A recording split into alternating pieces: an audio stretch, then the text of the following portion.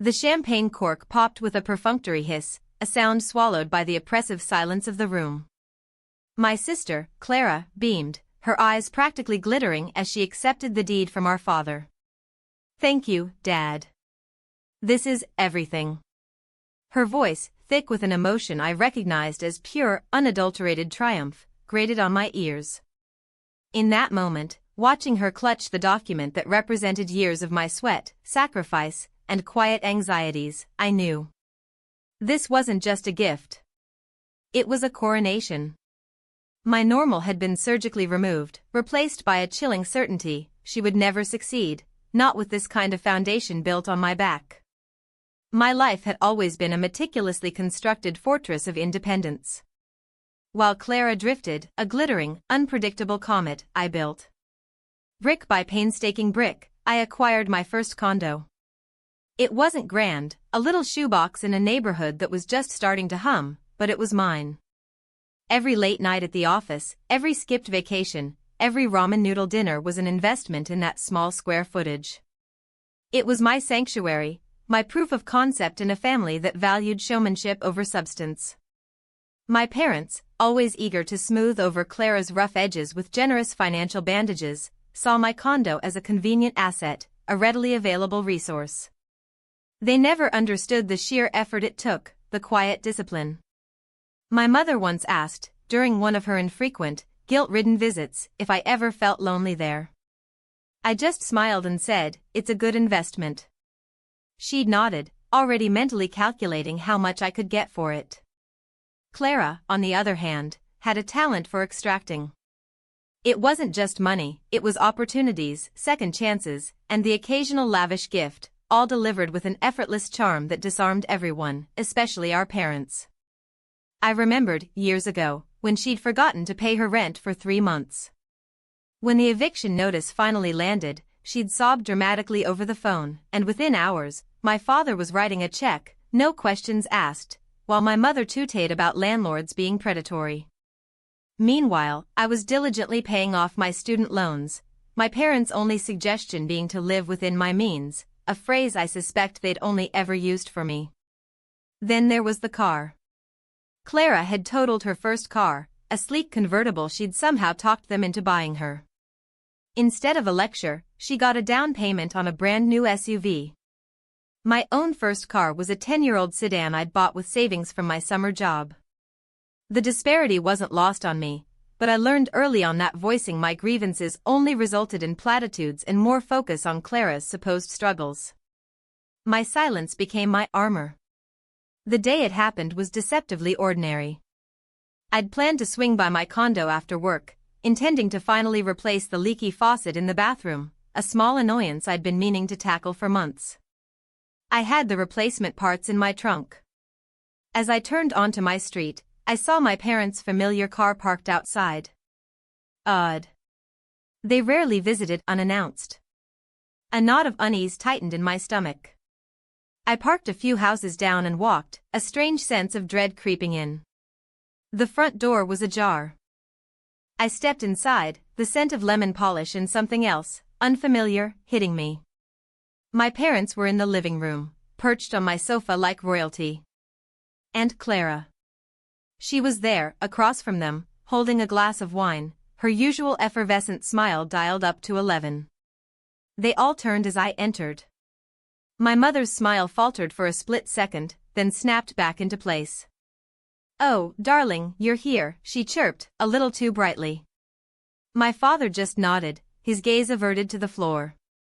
Clara, however, met my eyes, and in that instant, I saw it. It wasn't just happiness. It was a predatory gleam, a smug certainty that she had won. "Isn't it wonderful?" she said, her voice dripping with faux sweetness. "Dad and Mom decided to help me out. You know how hard it's been for me to find a place." My gaze flickered to my father, who cleared his throat. We've sold your condo, dear." To Clara. She needed a fresh start, and it seemed like the logical thing to do. The words hung in the air, heavy and suffocating. My condo. My investment. My sanctuary. Sold. To Clara. for her fresh start. I felt a cold, sharp shard of betrayal pierce through me. The air felt thin, my lungs struggled to draw breath. I looked at Clara, her triumphant smile now an infuriating smirk. She raised her glass, a silent toast. My gaze swept over my parents, their faces a mask of forced benevolence, complicity etched into every line. The silence stretched, taut and brittle, until I finally found my voice, a low, steady tone that surprised even me. Logical, I echoed, the word tasting like ash. Of course. How convenient for everyone. I didn't yell. I didn't cry. I just felt a chilling clarity settle over me. The fortress had been breached, but the foundation was still mine. I didn't make a scene. I didn't lash out, didn't scream accusations. I simply turned on my heel and walked out of my own condo, leaving them in their self-congratulatory tableau. The walk back to my car was a blur, the familiar streets now feeling alien. By the time I reached my own apartment, the adrenaline had receded, leaving behind a cold, hard resolve. I spent the next few days in a state of controlled observation. I contacted my real estate lawyer, a sharp woman named Eleanor who specialized in property disputes and was notoriously unsentimental. I laid out the facts, calmly and precisely. The ownership transfer was already in process, but not yet finalized.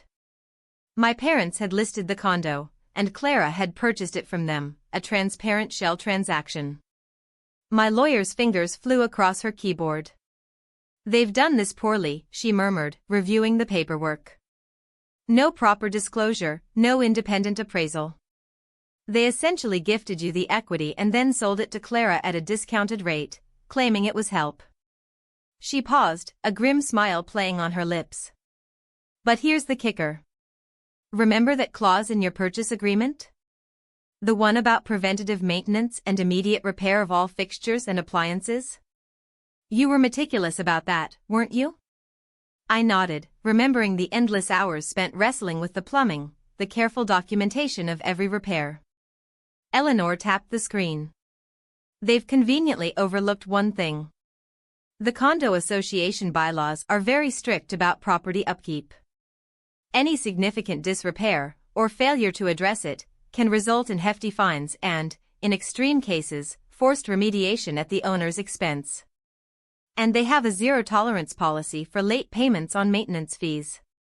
The next morning, a certified letter arrived at my parents' home. I watched from across the street as my father, his face a mask of bewilderment, signed for it. Later that day, a second certified letter arrived at Clara's doorstep. My parents, in their haste to help Clara, had listed the condo as if it were already theirs, without formally transferring the title to me. They'd assumed I wouldn't notice, or wouldn't care enough to fight. They were wrong. Eleanor had, with surgical precision, filed a quiet title action. It essentially froze the sale, declaring my rightful ownership until a court could verify the transfer.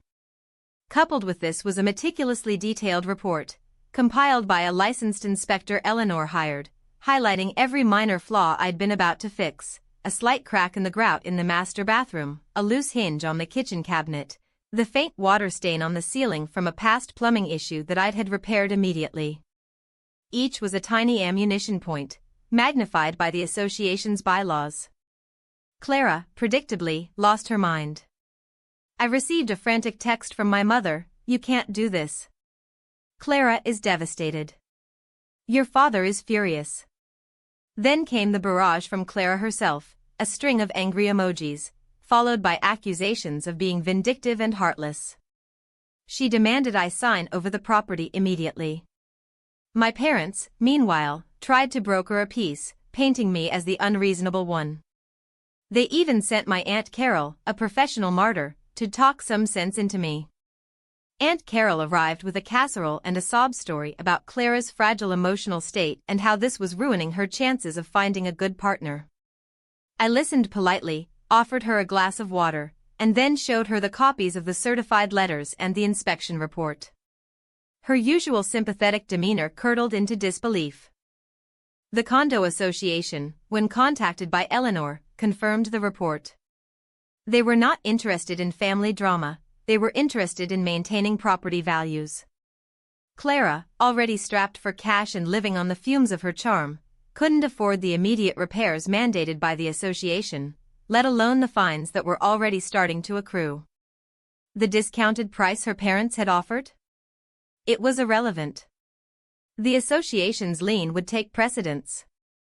Within weeks, the news of the stalled sale and the mounting fines began to circulate. Potential buyers, spooked by the legal entanglement and the visible upkeep issues, vanished. Clara's fresh start had become a financial quicksand pit. My parents, realizing they'd severely miscalculated, tried to intervene, but their attempts to pay off the fines were met with bureaucratic indifference. The legal process had begun, and they were caught in its cold, impartial machinery. Clara, stripped of her immediate windfall, was forced to admit defeat. She began scrambling, taking on a series of low-paying jobs to try and chip away at her mounting debt. The glittering comet had begun its descent, its borrowed luminescence fading.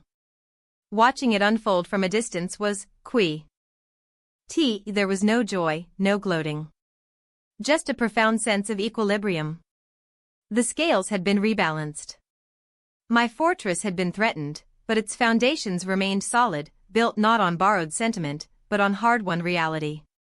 I still saw my parents occasionally, their interactions with me now tinged with a nervous deference. Clara? I hadn't heard from her directly in months. Her social media went dark, her usual stream of sun-drenched selfies replaced by an unnerving silence. The whispers in the family grapevine confirmed what I already knew, the illusion had shattered. Her entitlement, so long cushioned by parental indulgence, had finally met a consequence it couldn't charm or manipulate its way out of. My condo remained mine, a testament to my resilience. She would never get her hands on it, not through their misguided generosity, and certainly not through any effort of her own. The quiet satisfaction wasn't in her downfall, but in the undeniable truth, some foundations, once truly built, cannot be easily shaken.